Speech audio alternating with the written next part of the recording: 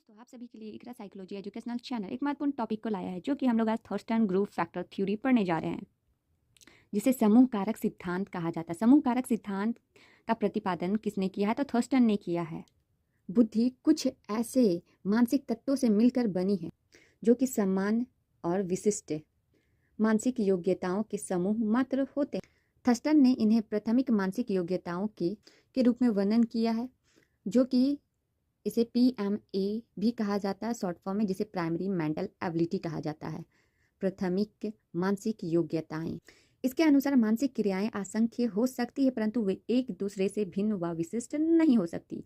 इसमें से कुछ में अधिक समानता होती है, जिन पर एक वर्ग में रखा जाता है। इन समानता मानसिक क्रियाओं की कुछ विशिष्ट वर्ग में बांटकर रखा जाता है।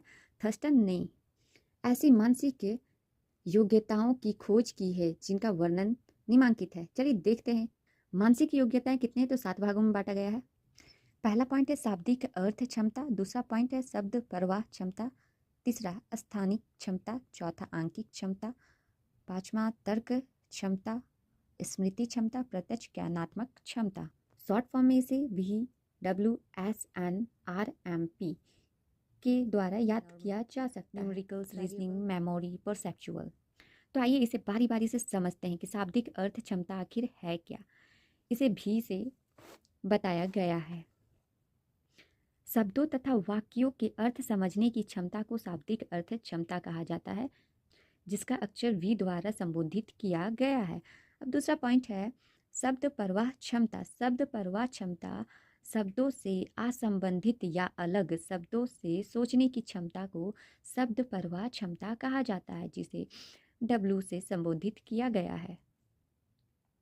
नेक्स्ट है स्थानिक क्षमता। स्थानिक क्षमता को स्थान में काल्पनिक रूप से वस्तुओं के परिचालन करने की क्षमता को स्थानिक क्षमता कहा गया है, जिसे S से संबोधित किया गया है। नेक्स्ट है आंकिक क्षमता। आंकिक क्षमता परिशुद्धता तथा तीव्रता के साथ परिकलन करने की क्षमता को आंकिक क्षमता कहा गया है, इसे N से संबोधित किया गया है। अब आते हैं नेक्स्ट पे, जो कि है तर्क क्षमता। तर्क वाक्यों के समूह या अक्षरों के समूह में छिपे नियम की खोज करने की क्षमता को क्या कहा जाता है? तो तर्क क्षमता कहा जाता है, इसे R से संबोधित किया गया है। अब स्मृति क्षमता। स्मृति क्षमता किसी पाठ, विषय या घटना को जल्द से जल्द याद करने की क्षमता को स्मृति क्षमता कहा जाता है, इसे M से संबोधित किया गया है। नेक्स्ट और अंतिम है, जो कि मानसिक योग्यताओं का ये अंतिम पॉइंट है, जो कि 7 पॉइंट में डिस्क्राइब किया गया है। अंतिम पॉइंट है प्रत्यक्ष ज्ञानात्मक क्षमता, जिसे परसेप्चुअल स्पीड एबिलिटी कहा जाता है, जिसे P से संबोधित किया गया है। किसी घटना या वस्तु की विस्तृत को तेजी से प्रत्यक्ष करने की क्षमता को प्रत्यक्ष ज्ञानात्मक गति क्षमता कहा जाता है।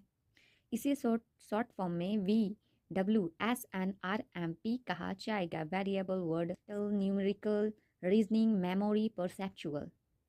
आशा करती हूँ ये जो बता रही हूँ आपको शॉर्ट फॉर्म, आप अपने तरीके से भी इसे याद किए कर सकते हैं, अपना ट्रिक लगा कि W से क्या होगा, V से क्या होगा, लेकिन जो इसमें बताया गया उसी के अनुसार याद करना बहुत ज़रूरी है और उचित होगा। इसी प्रकार से हम देखते हैं कि थर्स्टन ने अपने सिद्धांत में 7 प्रधान क्षमताओं के आधार पर बुद्धि की व्याख्या की है। ये सभी क्षमताएं एक दूसरे से स्वतंत्र होती है, यानी आसपास में सहसंबंध नहीं होता है इनके बीच में।